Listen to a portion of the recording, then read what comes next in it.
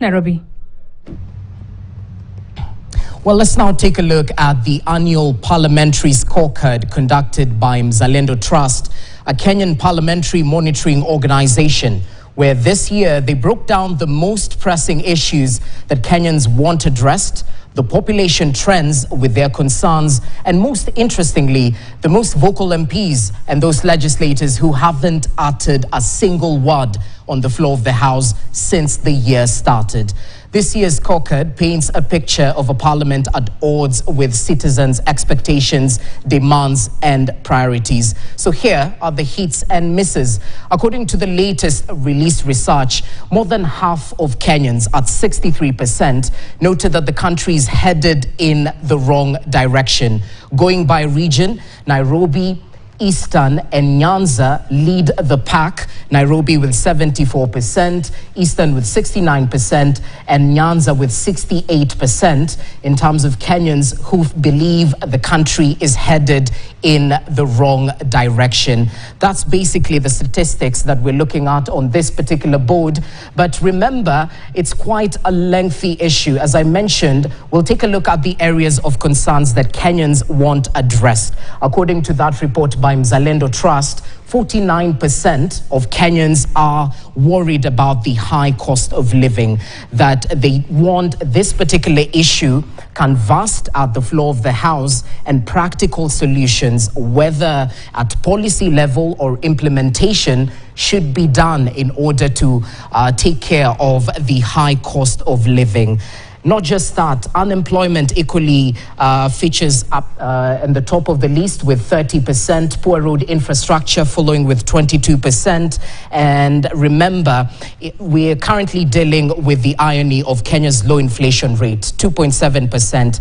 But Kenyans still have empty pockets riddled with heavy taxation. And that is on the issue of the high cost of living. So as you can see, corruption and the quality of education are at the bottom of the list. So surprisingly, according to this report, most Kenyans are not worried about the state of corruption in the country and the quality of education, regardless of the online debate around corruption and enhancing accountability and equally enhancing the quality of education in the country.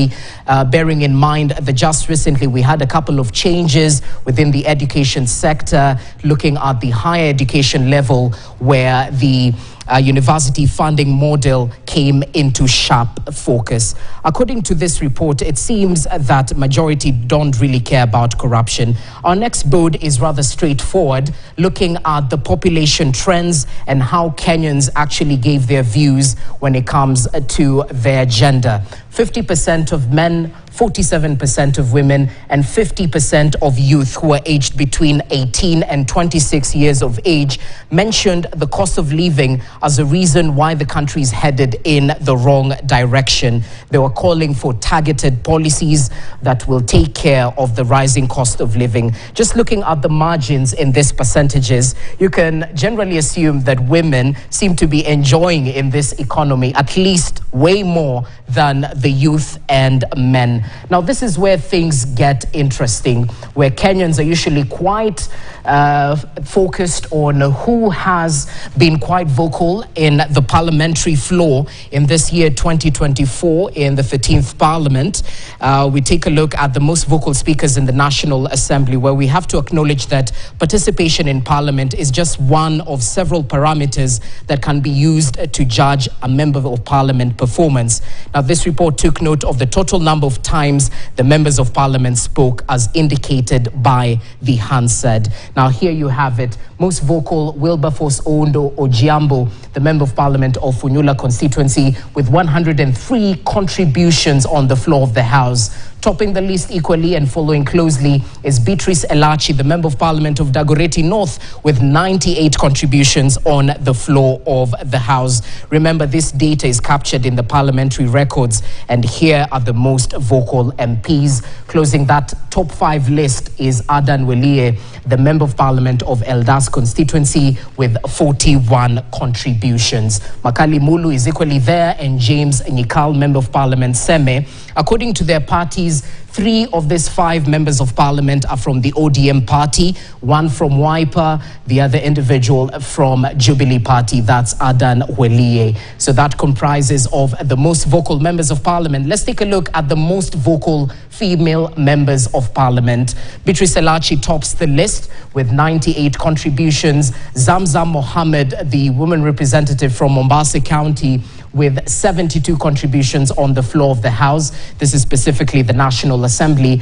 Catherine Omanyo from Busia County with 53. Dorothy Ikiara, a nominated member of parliament, with 38. And closing that top 5 list is Jane Njeri from Kirinyaga County with 37 contributions on the floor of the House.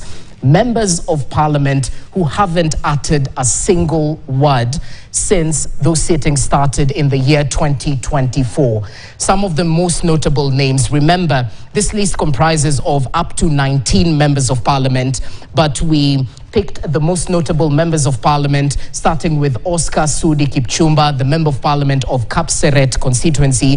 He hasn't uttered a single word during the sittings in parliament. George Aladwa, equally the member of parliament of Makadara constituency, hasn't added a single word.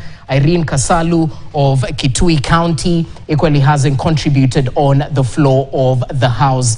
These are interesting statistics, bearing in mind how important it is in terms of their roles, oversight, legislation, and legislation in terms of making laws. Some of their roles actually need them to contribute on the floor of the House when taking a look at the legislative pieces, giving their take and equally voicing their constituents' take on those matters arising on the floor of the House in the National Assembly.